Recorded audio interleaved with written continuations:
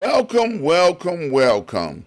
You're in the right place at the right time. Today is Sunday, and it's time for another episode of my Black History Moment. I am so excited about this episode today, and I'll tell you why in just a minute.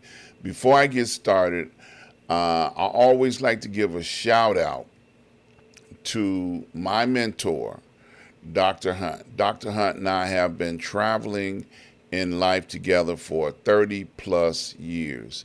And out of those 30 plus years, Dr. Hunt has been a blessing to both me and my family, as well as I have been a blessing to both him and his family. And the reason why I promote mentors as much as I do is because I want people to be encouraged to get someone that can be a blessing in their life, someone that can help them navigate, pray for them, and do all of the things that a mentor does. So I had Dr. Hunt on the show last week, and he described all of the fringe benefits of having a mentor. So if you missed that episode last week, you need to go back and see it so that you can understand all of the fringe benefits. Do that. You owe it to yourself to understand what you're getting yourself into.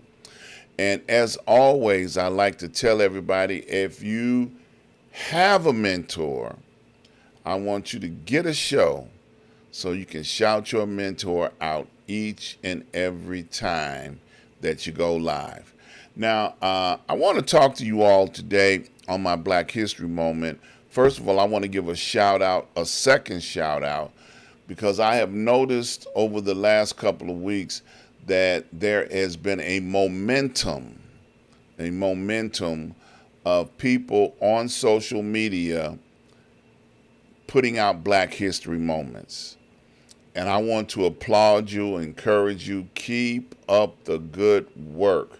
We need more people trying to educate our youth and young folks about what happened in our history.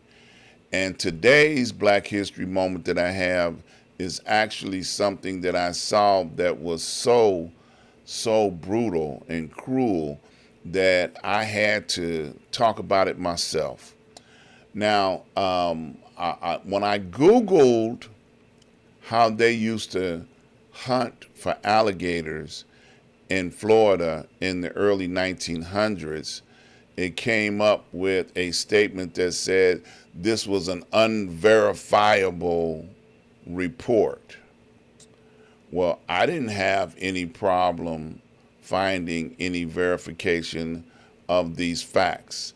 So the story that I'm talking about, which I have the link directly in my comments section on how they used to take babies, slave babies, infants, and take them out to use them as bait for the alligators to come after them. Now, the reason why they were hunting alligators was because it was very profitable for the skins, for shoes, purses, things of that nature. And alligators would hide below the water level, so it was very difficult to see them in the muddy water. So they would go down to the slave quarters and get babies, infants, small children, and then bring them out to play in the water. And then when the alligators came up to attack them, then they would catch the alligators. Alligator hunting was so popular at one time, the steamships that traveled the rivers used to, offer an opportunity to shoot alligators from the steamship. Now, I also ran across in this article, which was Black USA, talked about how they used to put the young children in the hog pens to feed the hogs. So they have done atrocities to black youth and children since the early 1900s. I heard one scholar say that they have done more killing of black people, white folks I'm talking about, Europeans, than any other race on the planet. And since the early 1900s all the way up to World War I and World War II, they continue to persecute and kill black people. That's why I say it's so important for us to talk about critical race theory. Now, all of these things that I'm talking about happen in the state of Florida. Now, the current governor of Florida ordered his state to not teach black history the way it really happened. He's trying to rewrite the books, trying to put a PG rating on the state. Oh, we're so lily white, we're so good, we've never done anything wrong. Well, that's not the way history went down. And Florida was just as bad as the rest of the South. The South was just as horrible with treating slaves and blacks as any other state in the South. Okay? So you can change the words that are in the book, but it doesn't change the history. And I constantly say over and over and over again, the blood of our ancestors cries out for us never to forget what happened to them and the blood that was shed by the Europeans. So it makes no difference whether you're brown skinned, black, African American, colored, no matter what color you go by, your ancestors were affected by these atrocities. And I encourage people to keep on putting it out there on social media. Continue to tell their story. Tell the story. I'm glad to see that there's a momentum of bringing out stories of atrocity that took place in our history. Tell the stories. Make them own up to it. And eventually, at some point in time, they'll realize that this is not going to go away. Critical race theory is just as much a part of history as Jewish history, Polish history, Italian history. They tell their history. As tragic as those histories are, ours is just as tragic. And I, for one, am not going to stop telling the story. 365 days out the year, I believe we need to celebrate Black history, and I'm leading the battle cry. I do it every Sunday. So if this is your first time hearing about Black history, let me make sure I give you a good story to understand. Our children, slave children, were used as bait, and the stories are verified. So when Google tells you that it's always unverified, that's a lie from the pit of hell. Okay? Well, I want to invite you guys out to join me this Tuesday. Reverend Fellows will be joining me.